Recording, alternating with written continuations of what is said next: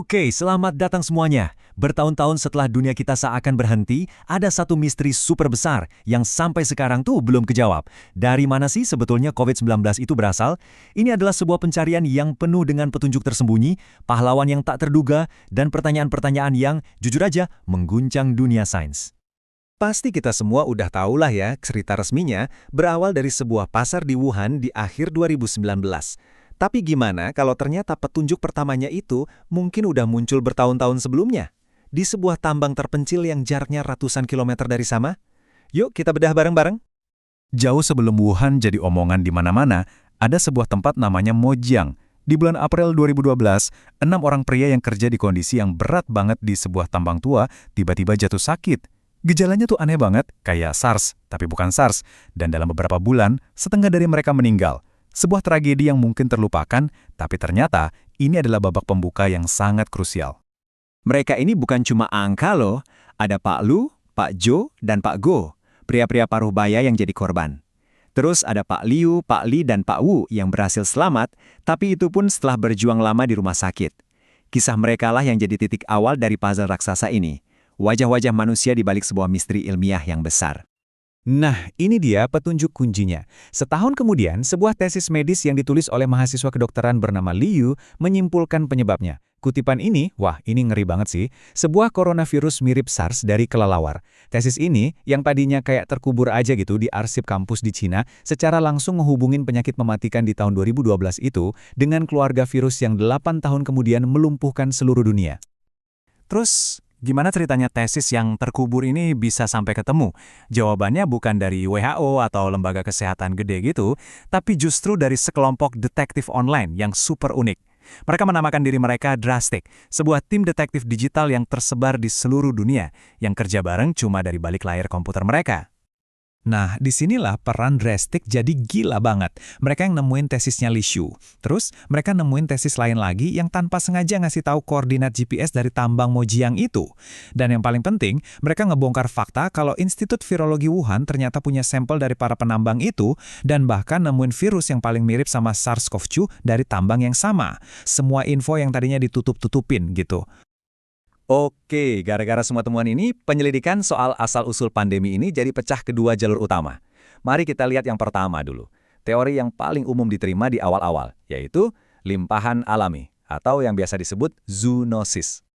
Logikanya sih masuk akal banget ya. Sejarah udah ngajarin kita kalau alam itu sumber utama pandemi. SARS di tahun 2003 itu loncat dari musang ke manusia, MERS dari unta. Nah, praktek perdagangan hewan liar di pasar-pasar basah kayak pasar Huanan tuh kayak skenario yang ya pas banget lah buat kejadian kayak gini. Ditambah lagi ada petunjuk soal terenggiling yang seolah-olah mengkonfirmasi teori ini, walaupun belakangan ceritanya jadi lebih rumit.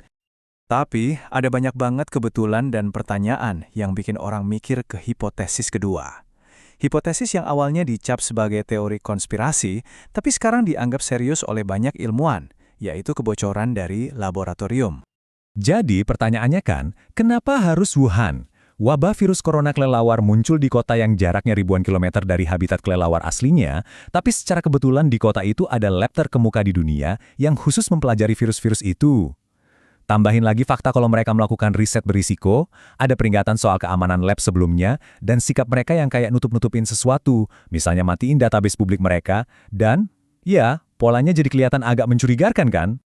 Dan ini bukan cuma teori ngawang-ngawang loh. Kebocoran patogen berbahaya dari lab itu bukan hal yang mustahil. Itu beneran pernah terjadi sebelumnya. Dengan virus SARS yang pertama, setidaknya ada 3 insiden kebocoran lab terpisah di Singapura, Taiwan, dan Beijing. Jadi ide soal kecelakaan lab itu bukan fiksi, tapi fakta sejarah yang tercatat. Oke, kita geser dari bukti-bukti situasional.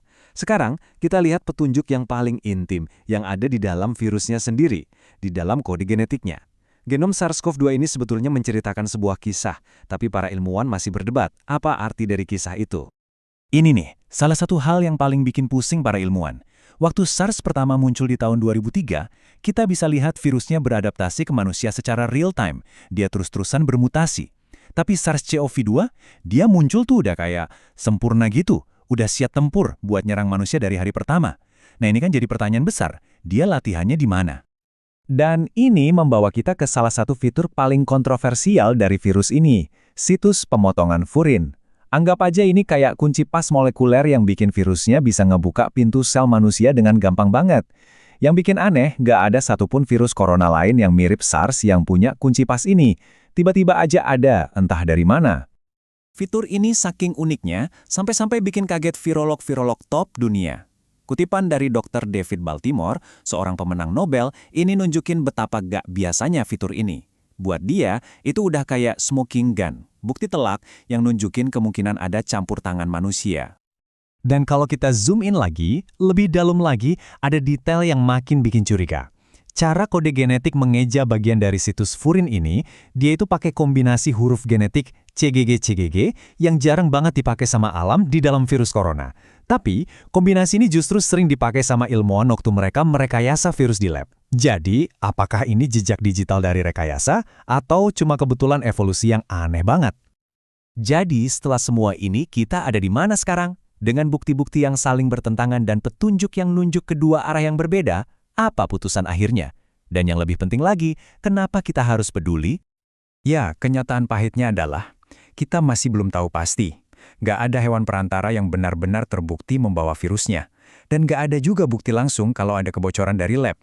Kedua teori ini tetap mungkin, tapi dua-duanya belum punya bukti yang nggak bisa dibantah. Kasusnya masih menggantung. Dan ini penting banget, bukan cuma buat nambah pengetahuan aja. Pencarian ini krusial. Kalau asalnya dari alam, kita harus merombak total perdagangan hewan liar. Kalau dari lab, kita harus merombak cara kita melakukan penelitian berisiko tinggi di seluruh dunia. Kalau kita nggak tahu gimana api ini mulai, ya gimana kita mau mencegah kebakaran selanjutnya kan? Pada akhirnya, mau virus ini datang dari gua yang terpencil atau dari tabung reaksi di sebuah lab di tengah kota, dia udah nunjukin betapa rapuhnya kita. Jadi, pertanyaan terbesarnya sekarang bukan lagi soal masa lalu, tapi soal masa depan. Karena pandemi berikutnya pasti akan datang, dan kesiapan kita lah yang akan menentukan nasib kita semua.